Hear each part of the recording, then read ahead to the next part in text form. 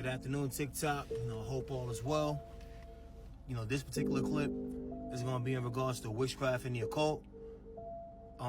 There's been a couple of messages that I've received, regarding this issue, and a couple of people, man, that I've noticed that have actually gone through it. So, me experiencing it myself, just to give you guys some friendly words of advice. When it comes to dealing with this type of thing. If you feel uncomfortable around a person and, it's just something about them where you can't just put your finger on it, these are not exactly people, man, where you should be leaving your personal items, such as your hairbrushes, combs, clothes, jackets, shoes, like you name it, anything personal. They can actually put hexes, curses, and incantations on these type of items if it's something personal to you. And that's one way, that gives the enemy access to you.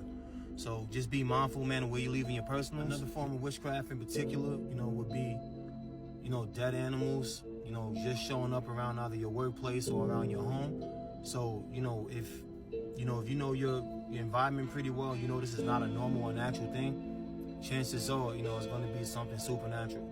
So, what I've experienced on my end, with death spells and curses and graveyard spells, being sent my way, there will be dead birds,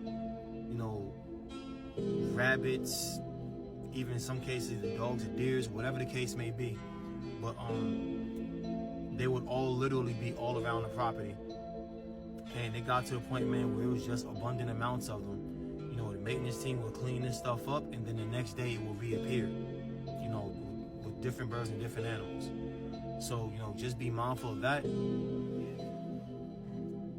Another sign, that black magic or witchcraft is being done on you or being practiced by somebody, that's close to you. And, this is an unfortunate thing.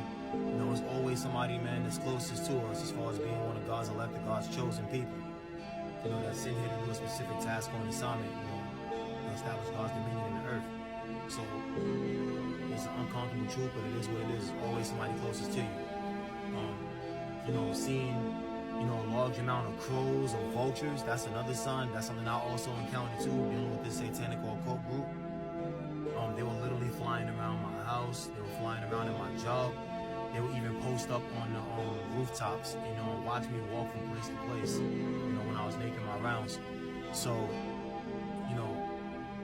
I would just, me personally, man, go into intimate fasting and prayer and plead the blood of Jesus over everything you come across within these type of environments.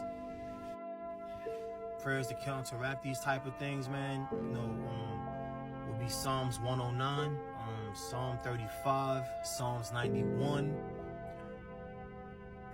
Psalms number 7, which is basically a prayer for justice, and what's the other one? Psalm 35. Those are good places to start when it comes to dealing with specific prayers for witchcraft and the occult. You meditate on them, you read them, at least 2 to 3 times a day, and make sure, man, you go into some extensive fasting. That way, all of this stuff, man, is blocked and return to sender. A lot of us, man, will see these type of signs, around us, or especially with the individual that has the black cloud of the negative energy around them, and, we'll blatantly ignore them. And the fine print clearly tells us, man, we'll perish for a lack of knowledge. So when God gives you these signs, pay attention and stop ignoring them. On this one, I almost forgot to mention too, and this is a big one. If you're ever out and about, it doesn't really matter where you are. It could be around your house, it could be around your work site, out and about, in a public environment, shopping, whatever, and you get a heavy sulfuric scent or smell, the scent of rotten eggs or rotten meat, and you look around, there's no garbage cans, there's no dumpsters, there's no type of leftover remnants of anything that would give that type of indication that this is where this smell is coming from. You don't see any garbage anywhere. That's also going to be another form or sign of a demonic presence or witchcraft being done. I went through this heavily, like whenever those vultures that I mentioned earlier were around, that heavy scent was there also.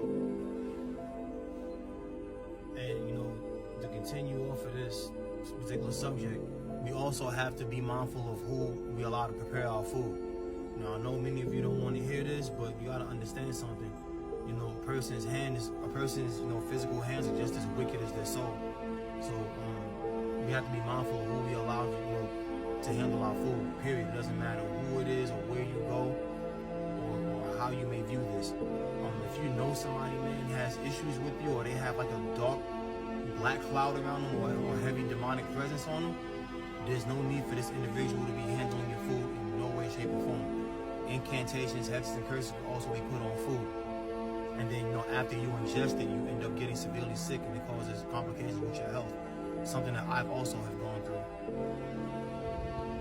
So, when it comes to these individuals, man, sending, demonic attacks, hexes, curses, and spell work, any one of your ways, at the end of the day, man, it doesn't really matter. Like the book of Acts says, chapter 5, it clearly says, man, if something be, with the origin of a human hand is ordained to fail. Witchcraft, of a human hand, obviously.